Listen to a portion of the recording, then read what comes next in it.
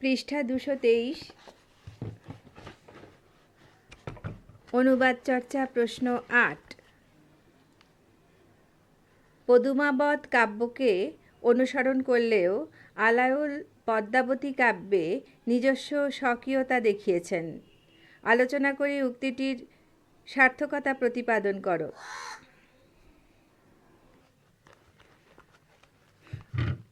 উত্তর: অনুবাদকর্ম মধ্যযুগের বাংলা সাহিত্যে একটি গুরুত্বপূর্ণ স্থান দখল করে আছে। তৎকালীন অনুবাদকর্মই ছিল সাহিত্য চর্চা ও সাহিত্য সৃষ্টির মূল চাবিকাঠি। নূতন সাহিত্য সৃষ্টির ব্যায়াম তখন খুব কম ছিল। পুরাতন সংস্কৃত সাহিত্য, হিন্দি সাহিত্য, আরবি ফার্সি সাহিত্য ও গ্রিক সাহিত্য প্রভৃতিকে বাংলা ভাষায় অনুবাদ করেছেন অনেক পণ্ডিত ব্যক্তি। মধ্যযুগের বাংলা অনুবাদ কাব্যের প্রধান পৃষ্ঠপোষক ছিলেন রাজা ও অমাত্যবর্গ। এদের আগ্রহ, অনুগ্রহ ও অন্নে প্রতিপালিত হয়ে কবিগণ অনুবাদ কর্ম করতেন। এই সব কাজ করতে গিয়ে অনেক সময় মূল কাহিনীর পাশাপাশি সেই সব রাজা ও অমাত্যবর্গের কাহিনী ও তৎকালীন সমাজচিত্র স্থান পেত। রাজসভায় রামায়ণ, মহাভারত প্রভৃতি ধ্রুপদী সাহিত্যের চর্চা হতো। মূল রামায়ণ, মহাভারত পাঠের সাথে সাথে তার অনুবাদ কর্মেও রাজারা উৎসাহ দিতেন। কবিত্ব শক্তির জন্যে কৃত্তিবাসকে গৌড়েশ্বর উপহার দিতে চেয়েছিলেন। মালাধর বসু গুণরাজ খাঁ উপাধি পেয়েছিলেন। পরাগল খাঁ পৃষ্ঠপোষকতায় মহাভারতের অনুবাদ করেছিলেন কবীন্দ্র পরমেশ্বর। ছুটি খাঁর উৎসাহে মহাভারতের অশ্বমেধ পর্বের অনুবাদ করেন শ্রীকর নন্দী। পরবর্তীকালে কুচবিহার ও বিষ্ণুপুর রাজসভায় রামায়ণ, মহাভারতের অনুবাদ প্রচুর হয়েছিল। অবশ্য রাজানুকূল্য ছাড়াও কবিদের ব্যক্তিগত আগ্রহেও রামায়ণ, মহাভারত ও অন্যান্য কাব্য কম অনুবাদ হয়নি। তবে অধিকাংশ রাজসভায় ক্লাসিক চর্চা অনুবাদ কর্মেই সীমাবদ্ধ ছিল। মধ্যযুগের রাজন্যপোষিত অনুবাদ কর্মের ইতিহাসে আরাকান রাজসভার দুজন কবি স্বতন্ত্র আলোচনা দাবি করতে পারেন। তারা হলেন দৌলত কাজী ও সৈয়দ আলাওল। মুসলমান কবি আলাওলের পদ্মাবতী কাব্য জায়গির মুসলমান কবি আলাওলের পদ্মাবতী কাব্য জয়সির পদুমাবত কাব্যের অনুবাদকর্ম প্রায় কখনোই মূল সৃষ্টিকর্মের মহিমা লাভ করতে পারে না। পদ্মাবতী কাব্যেও তার ব্যতিক্রম নয়। এই অনুবাদ সম্পর্কে রবীন্দ্রনাথ বলেন, মূলের ভাবটাকে বাংলায় যথাসাধ্য বোধগম্য করতে গেলে একেবারে ঠিক তার মানানসই করে আঁট করা চলে না। অনুবাদ সাহিত্যের আদর্শ অত্যন্ত স্থিতিস্থাপক মূলের কাছাকাছি হলে তা আক্ষরিক অনুবাদ, দূরবর্তী হলে ভাবানুবাদ। অনুবাদকে নিজের ভাষায় মানানসই করে নিতে হয়।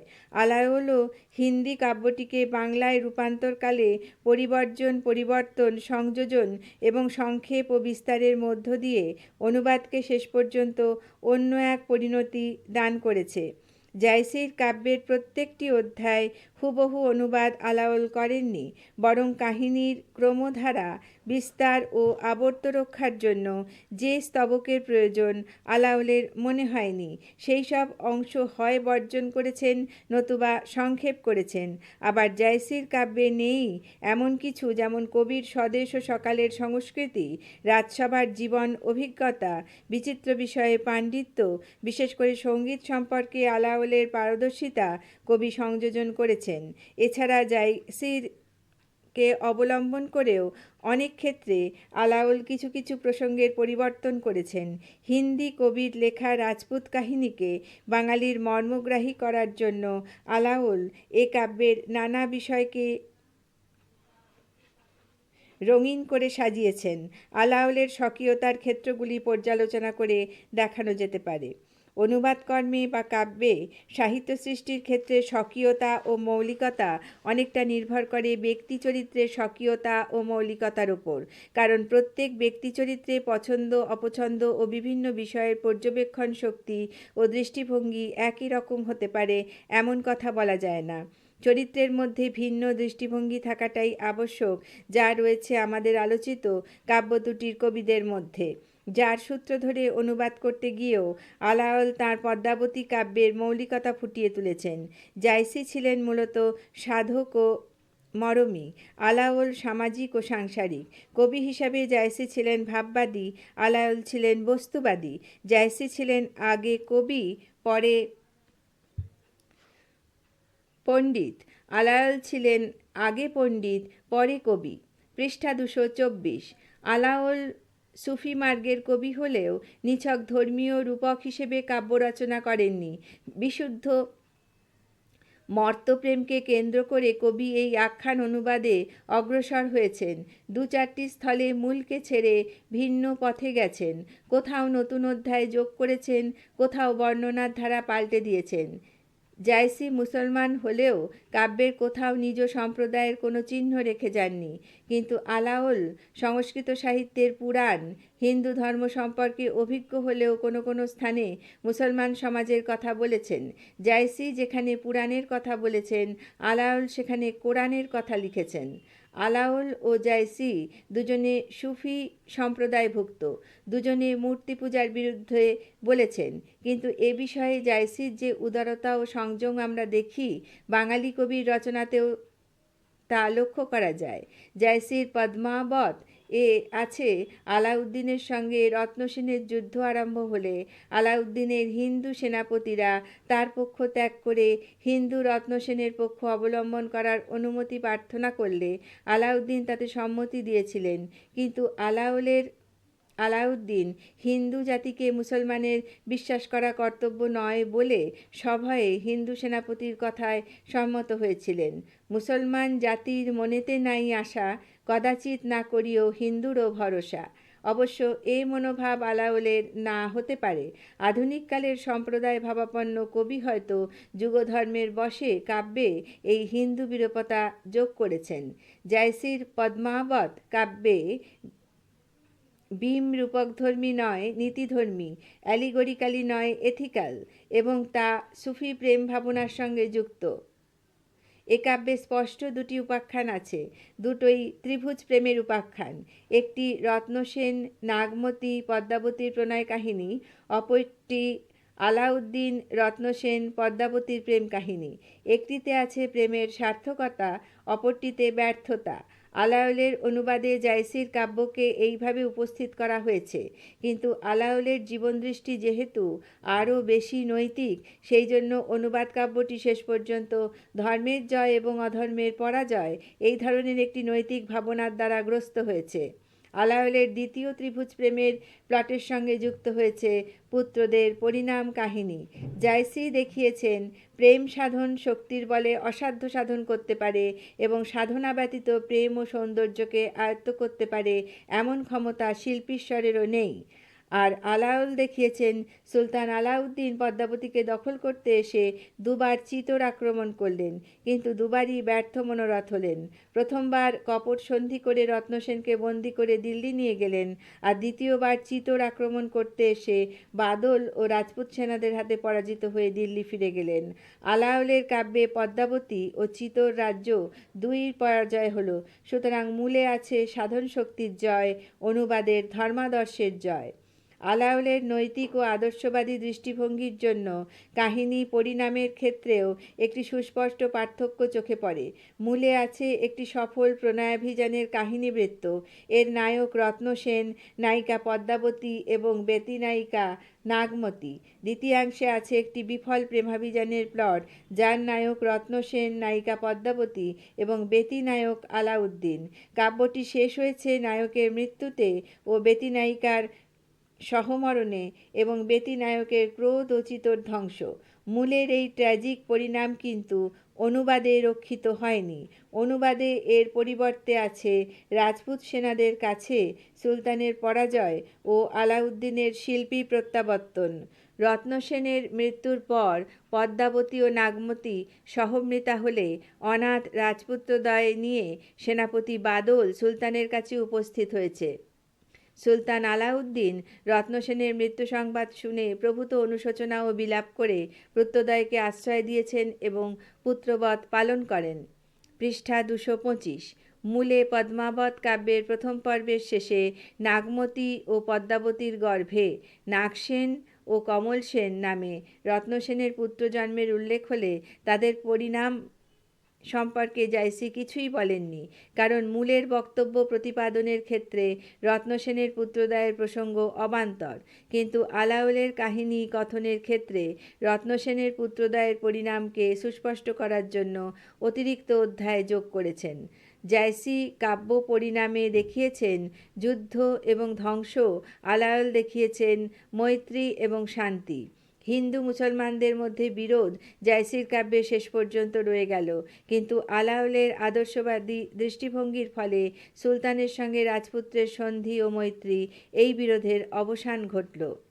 আলাওল জায়সীর কাব্যের ৭ সমুদ্র খণ্ড, নাগমতী পদ্মাবতী বিবাদ খণ্ড, স্ত্রী ভেদ, বাদশাহ ভোজ প্রভৃতি পরিবর্জন করে সংযোজন করেছেন স্তুতিখণ্ডের অন্তর্গত রসঙ্গ বর্ণনা, মাগন, প্রস্তুতি, আত্মপরিচয় ইত্যাদি, চৌগান, স্বাস্থ্যসত্ত্ব, পদ্মাবতী, কপটদৌত্য, বিলখণ্ড প্রভৃতি।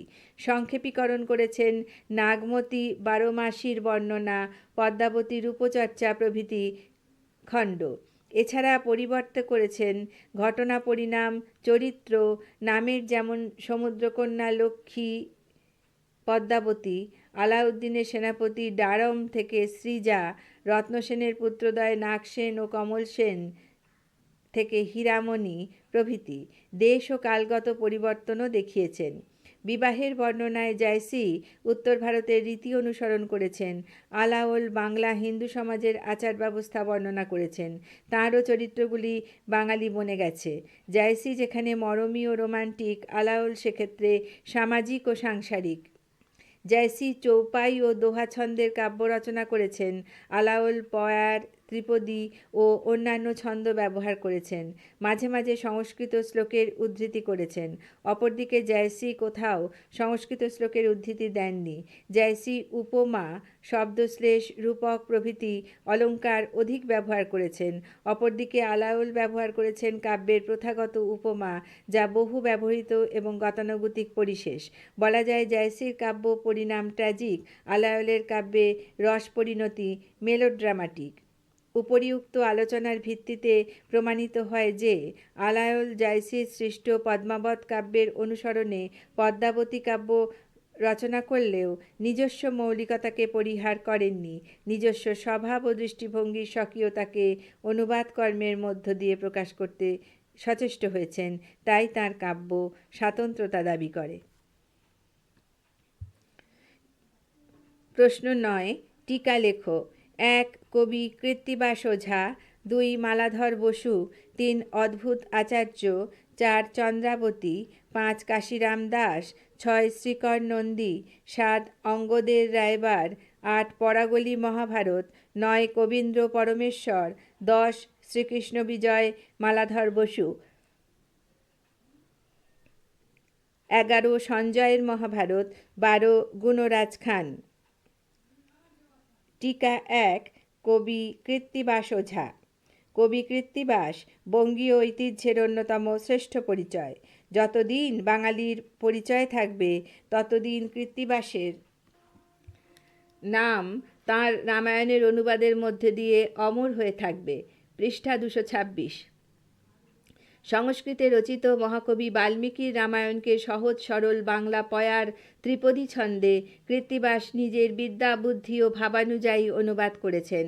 তাঁর আসল লক্ষ্য ছিল তৎকালের সাধারণ লোকরুচিকে পরিতৃপ্ত করা, ফলে এ কোনো সময়ই মূলের দাসত্ব করেননি। রাম, সীতা, লক্ষ্মণ, রাবণ, অযোধ্যা, লঙ্কার প্রধান কাঠামোটি বাল্মীকির। তার উপর অন্যান্য সংস্কৃত রামায়ণ, নানা ধরনের পুরাণ ও কাব্যাদি থেকে কবি প্রয়োজনীয় উপাদান সংগ্রহ করে এনেছেন। প্রয়োজনে লৌকিক জীবনে প্রচলিত কথা কাহিনীকেও এর মধ্যে চালিয়ে দিতে দ্বিধা করেননি। ফলে বাল্মীকির রামায়ণের রস, রুচি, বাগ্বৈদগ্ধ্য ভাষা, মহাকাব্যিক বিশালতা কিছুই তাঁর কাব্যে বজায় থাকেনি। আসলে তাঁর অনুদিত রামায়ণ বাঙালির দ্বারা বাঙালিকে নিয়ে, বাঙালির জন্য লেখা গ্রন্থ। তাই অচিরে এই কাব্য জনপ্রিয়তায় সর্বকালের রেকর্ডকে ছাড়িয়ে গেছে এবং বাঙালির বিশ্বাস ও বোধের একেবারে মূলে গিয়ে আশ্রয় লাভ করেছে। আজও বাঙালির কামনা, সীতার মতো সতী হব, রামের মতো পতি পাব, লক্ষ্মণের মতো দেওর হবে, কৌশল্যার মতো শাশুড়ি হবে, দশরথের মতো শ্বশুর হবে। জন্মদার্শনিক বাঙালি বিশ্বাস করে যে শ্রীরামচন্দ্র পূর্ণব্রহ্ম বিষ্ণুর অবতার এবং সীতাদেবী লক্ষ্মীর, অতএব রামায়ণ তাদের কাছে পবিত্র ধর্মগ্রন্থরূপে বিবেচিত হয়েছে। সে এই কাব্য থেকে তার ধর্মপথের পাথেয় সংগ্রহ করছে। অন্যদিকে ভ্রাতৃপ্রেম, স্বামীভক্তি, পিতামাতার প্রতি শ্রদ্ধা, সপত্নী বিদ্বেষজনিত দুঃখ, একান্নবর্তী পরিবারের সমস্যা প্রভৃতি সাংসারিক জ্ঞান, শিক্ষা এবং আদর্শ এর কাছ থেকে গ্রহণ করেছে। এই কাব্য তার কাছে একাধারে আহার ও ঔষধ হিসেবে বিবেচিত হয়। তার পরিবার, সমাজ, সংসার, জীবনকে নিয়ন্ত্রিত করে এসেছে, আজও আসছে। এমন দুর্লভ ভাগ্য কৃত্তিবাসের রামায়ণ ছাড়া অন্যের জুটেছে বলে আমাদের জানা নেই।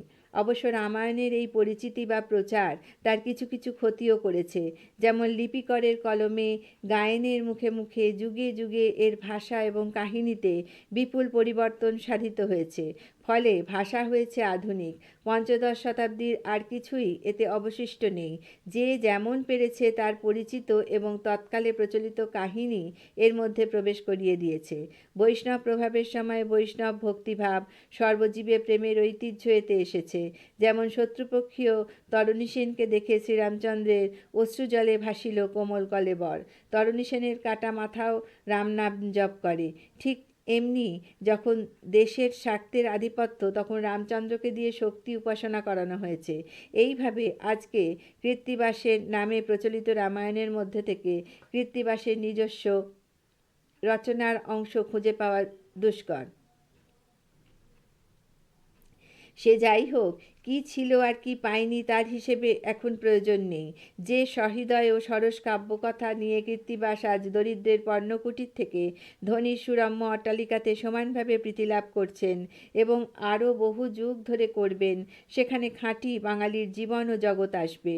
এই রামায়ণে দশরথের পুত্রদের আরও বহু যুগ ধরে করবেন, সেখানে আবার পড়ছি, এই রামায়ণে দশরথের পুত্রদের জাতকর্ম বা সীতার বিবাহের স্ত্রী আচার খাঁটি বাংলাদেশের নিয়মেই অনুষ্ঠিত হয়। এখানকার মানুষগুলির ভাত নিঃসন্দেহে প্রধান খাদ্য। সরু চাকলি, লুচি, গুড় পিঠে, ক্ষীর লাড়ু, অমৃতি, চিতুই পুলি, নারকেল পুলি, জিলিপি, পায়েস, রুই বা চিতল মাছ দিয়ে উৎসবের ভোজ সাজানো হয়। এমনকি বাংলাদেশের বাটাভরা গুয়া পান পর্যন্ত বাদ যায় না। এইভাবে কৃত্তিবাস লোক বোঝাবার জন্য লোকভাষা বাংলায় বাল্মীকিকে নিয়ে আসার সময়ই স্বীয় প্রতিভার শক্তিতে বুঝেছিলেন যে কৃত্তিবাস কবিত্ব অমলেতে আমোদিত গৌরজন তখনই হবে যখন তারা সরল কথায় নিজের ঘরের ছবিকে দেখতে পাবে, বুঝতে পারবে যে দেবতার কথাও তার নিজের ছোট্ট ভাবনার বা পরিচিত জগতের মধ্যে আবর্তিত হচ্ছে। এই রস চেতনার উদ্বোধনে কৃত্তিবাস যতখানি সার্থক, ঠিক ততখানিই প্রতিষ্ঠিত, এবং এই বিচারে সমগ্র বাংলা সাহিত্যের ইতিহাসে কৃত্তিবাস সত্যই কীর্তিবাস কবি। পৃষ্ঠা 227। আমরা জানি যে কৃত্তিবাসের নামে প্রচলিত কৃত্তিবাসী রামায়ণের মধ্যে আজ ঠিক কতখানি তার নিজের রচনা তা বলা একেবারেই অসম্ভব। তবুও যা তার নামে চলছে তার থেকেই কিছু কিছু উদাহরণ দিয়ে কৃত্তিবাসের রচনার পরিচয় দেব। আমরা এও জানি যে কৃত্তিবাস মহাকাব্য রচনা করেননি, করেছিলেন রামায়ণ পাঁচালী, এবং এই সমগ্র পাঁচালীখানি চামর, মন্দিরা ও সুর সহযোগে গান করা হতো। সুর সহযোগে গানের জন্যে এক বিশেষ রসাবেদন নিয়ে এই কাব্য শ্রোতাদের কাছে উপস্থিত হতো। সুর সৃষ্ট ভাব ও আবেশ কেবল পাঠের মধ্যে দিয়ে কতখানি পাওয়া যাবে তা জানি না, তবে কৃত্তিবাসের কবি প্রতিভা ও কাব্যভাষার বৈশিষ্ট্যকে যে বুঝতে পারা যাবে সে বিষয়ে আমরা নিঃসন্দেহ। প্রথমে সীতাহরণের পর পূর্ণব্রহ্ম নরাবতার শ্রীরামচন্দ্র কেমন বিলাপ করছেন দেখি। কান্দিয়া বিকল রাম জলে ভাসে আঁখি, রামের ক্রন্দনে কান্দে বন্য পশু পাখি। রামের আশ্রমে আসি যত মুনিগণ, রামেরে কহেন যত প্রবোধ বচন। উপদেশ বাক্য নাহি মানেন শ্রীরাম, সদা মনে পড়ে সে সীতার গুণগান। এবার আমরা রামকে সাধারণ বাঙালি ঘরের পরমপ্রিয় অগ্রজের মতো ভাতৃপ্রেমের প্রতিমূর্তি রূপে দেখতে পাব। আমারও লাগিয়া ভাই করো প্রাণ রক্ষা, তোমালয়ে বিদেশে মাগিয়া পাব ভিক্ষা। রাজ্যধনে কাজ নাই নাই চাই শীতে, সাগরে ত্যাজিব প্রাণ তোমারও শোকেতে। এখানে রামবন্দনার মধ্যে দিয়ে বাল্মীকির মানুষ রামচন্দ্র কৃত্তিবাসে এসে কিভাবে দেবতা বা ভক্তের ভগবান হয়েছেন তার একটু উদাহরণ দিই। কৃত্তিবাসের রাম হচ্ছেন সমন দমন রাবণ রাজা, রাবণ দমন রাম, সমন ভবন না হয় গমন, যে লয় রামের নাম। সুকৃত জনন দুষ্কৃত দমন, শ্রুতিসুখ রামায়ণ, শ্রবণ মনন করে সেই জন, তারে তুষ্টে নারায়ণ। এইভাবে মহাকবি বাল্মীকির অদ্ভুত রামায়ণ, অমৃত সমান রামায়ণকে শুভক্ষণে ভাষায় বিরচিত করে বিচক্ষণ কৃত্তিবাস বাঙালিকে ভবসিন্ধু তরিবার পথ দেখিয়েছেন।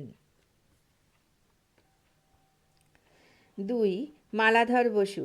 শ্রীমদ্ ভাগবতের দশম ও একাদশ স্কন্ধের ওপর নির্ভর করে মালাধর বসু 1473-74 থেকে 1480 থেকে 81 খ্রিস্টাব্দের মধ্যে তাঁর শ্রীকৃষ্ণ বিজয় কাব্যটি রচনা করেন। 1395 শকে গ্রন্থ আরম্ভন, 1402 শকে হইল সমাপন। মোট 18,000 শ্লোকে মণ্ডিত 332টি অধ্যায় বিভক্ত সর্বসমেত 12টি স্কন্ধ বা পর্বে সমৃদ্ধ উক্ত সংস্কৃত ভাগবত, যা 18টি হিন্দু মহাপুরাণের অন্যতম। এর মধ্যে কেবল 10 থেকে 12 এই 3টি অধ্যায়ে শ্রীকৃষ্ণের জন্ম, বৃন্দাবন এবং অপরাপর লীলা কাহিনী বর্ণিত। বৈষ্ণব সমাজে মালাধর সুসম্মানিত হলেও তাঁর কাব্যের পুঁথি সংখ্যা সুপ্রচুর নয় এবং কাব্যমধ্যে তাঁর আত্মপরিচয়ের পরিমাণও খুবই কম। যা পাওয়া যায় তা থেকে জানা যাচ্ছে যে কবির জন্ম বর্ধমান জেলার কুলিন গ্রামে। তার পিতার নাম ভগীরথ, মাতার নাম ইন্দুমতী, পুত্রের নাম সত্যরাজ খাঁ এবং পৌত্র রামানন্দ। এই রামানন্দ চৈতন্যদেবের একজন প্রিয় ভক্ত এবং সপার্ষদ ছিলেন। এই সময় সমসাময়িক প্রমাণ এবং স্বগ্রামে কবি প্রতিষ্ঠিত সন-তারিখযুক্ত একটি বৃষমূর্তি থেকে মোটামুটি নিশ্চিতভাবে বলা যায় যে 1500 শতাব্দীর 3-4 দশকের কাছাকাছি জন্মগ্রহণ করেছিলেন। মালাধরের শ্রীকৃষ্ণ বিজয় অত্যন্ত সুললিত কাব্যের মধ্য দিয়ে কবির উক্ত হৃদয়ের তপ্ত আবেগ এবং উজ্জ্বল বৈদগ্ধ্য আস্বাদন করতে বিশেষ অসুবিধা হয় না। এই শক্তিতেই তিনি ভাগবতে ধৃত ভারতীয় অধ্যাত্মতত্ত্বের সার কথাগুলিকে সরল ভাষায় এবং খুব সহজভাবে বর্ণনা করতে পেরেছেন। কবি তাঁর অনুবাদকর্মে যতদূর ভাগবতের অনুসরণ করেছেন ততদূরই মূলানুগত্য বজায় রাখতে চেষ্টা করেছেন এবং এতে করে তাঁর স্বাধীন কবিত্ব শক্তি প্রকাশিত হতে বাধাপ্রাপ্ত হয়নি। পৃষ্ঠা 228। কবি নিজে বাঙালি, তাই বাঙালির জীবনাচরণ ও ঐতিহ্যে তার মানসিকতার সৃষ্টি, সে কথাও এখানে অপ্রকাশিত থাকেনি। তাই শ্রীকৃষ্ণ সানন্দে ব্রজের রাখাল বালকের সঙ্গে পান্তা ভাত খেয়েছেন। মথুরা বৃন্দাবনের গৃহাঙ্গিনায় বাংলাদেশের কলাগাছ ও বাগানে সুপারি গাছের সারি দেখা গেছে। দানলীলা, নৌকালীলা ইত্যাদি বাংলার নানা লোকায়ত গল্পেরও স্থান পেতে অসুবিধা হয়নি। আসলে কবি চেয়েছিলেন ভাগবত কথা যত লোক বুঝাইত, লৌকিক করিয়া কহি লৌকিকের মতো, এবং এই লোক পরিতৃপ্তির কারণেই বোধহয় গুণহীন কবিকে গুণ নাই অধমময়ী নাই কোনো জ্ঞান, গৌরেশ্বর দিলা নাম গুণরাজ খান। মালাধর সংস্কৃত ভাগবতের অংশমাত্র অনুবাদ করেছিলেন, যার মধ্যে পাওয়া যায় কৃষ্ণ আবির্ভাবের কারণ, কৃষ্ণ জন্ম এবং লীলা ও মৃত্যু পর্যন্ত ঘটনা। পরিশেষে কাব্যটির বিজয় নাম সম্বন্ধে বলা প্রয়োজন যে বিজয় শব্দের অর্থ হিসেবে কেউ মৃত্যু বা যাত্রা বুঝিয়ে থাকেন, কিন্তু কৃষ্ণের মৃত্যু হয়েছে 1200 স্কন্ধে, মালাধর অতদূর যাননি। মালাধরের মতো নিষ্ঠাবান কবির অনুশীলন ধন্য বাঙালির প্রিয় কানুগীতি চৈতন্যদেবের দ্বারা আস্বাদিত হয়েও কিন্তু ভাগবতের অনুবাদ শ্রীকৃষ্ণ বিজয়ের দ্বারা যোগ্য উত্তরাধিকারী দ্বারা পরিচর্চিত হল না। এই কাব্যশাখার পক্ষে এ এক দুঃখজনক সীমারেখা। 3. অদ্ভুত আচার্য। কবি অদ্ভুত আচার্য রামায়ণের অনুবাদক। এর প্রকৃত নাম নিত্যানন্দ আচার্য। 5 বছর বয়সে স্বয়ং রামচন্দ্র কবির সম্মুখে উপস্থিত হয়ে হাতে তীর দিয়ে কবির জিহ্বায় রাম নাম লিখে দেন ও রামায়ণ রচনার আদেশ দেন, এবং এরই প্রভাবে তিনি অল্প বয়সেই রামায়ণের অনুবাদ সম্পন্ন করেন। এই অদ্ভুত কাজের জন্য তার নাম হয় অদ্ভুত আচার্য। কেউ কেউ একটু বাড়িয়ে বলেছেন যে কবিত্ব শক্তি ও সুগায়কতা গুণের জন্য নিত্যানন্দ আচার্য অথবা বড়ু নিত্যানন্দ অদ্ভুত আচার্য নাম পাইয়াছিলেন। নামটির আরও একটি ব্যাখ্যা হয়, অদ্ভুত আশ্চর্য রামায়ণ ভণিতায় এই বস্তু নাম হইতে অদ্ভুত আচার্য রামায়ণ। এই বিকৃতি এবং তাহা হইতে আরও বিকৃতি অদ্ভুত আচার্যের রামায়ণ উদ্ভূত হইতে পারে। যাই হোক, কবির জীবন পরিচয়ের মতান্তর অতিক্রম করে মোটামুটি যা জানা যায় তা এই রকম। কবির পিতার নাম শ্রীনিবাস অথবা কাশী, মাতার নাম মেনকা। কবিরা 4 ভাই এবং কবির 3 পুত্র। কবি জাতিতে ব্রাহ্মণ। তার নিবাস আত্রেয় নদীর উত্তর এবং আবার পড়ছি, তাঁর নিবাস আত্রেয় নদীর উত্তর এবং করতোয়ার পশ্চিমে সোনাবাজু পরগনার বড়বাড়ি বা অমৃতকুণ্ডা গ্রামে। এই গ্রাম বর্তমানে পাবনা জেলায়। ডক্টর নলিনীকান্ত ভট্টশালী, অধ্যাপক মনীন্দ্রমোহন বসুও বটেন সিদ্ধান্ত করেছেন যে আনুমানিক 1547 খ্রিস্টাব্দে কবির জন্ম হয় এবং তাঁহার কাব্য 16 শতাব্দীর শেষে 17 শতাব্দীর গোড়ার দিকে রচিত হওয়ারই অধিকতর সম্ভাবনা। অদ্ভুতাচার্যের জন্ম সময় জীবন পরিচয়ে সংশয় থাকলেও তাঁর কাব্য প্রতিভার পক্ষে কালচিত্ত জয় করতে কোনো অসুবিধা হয়নি।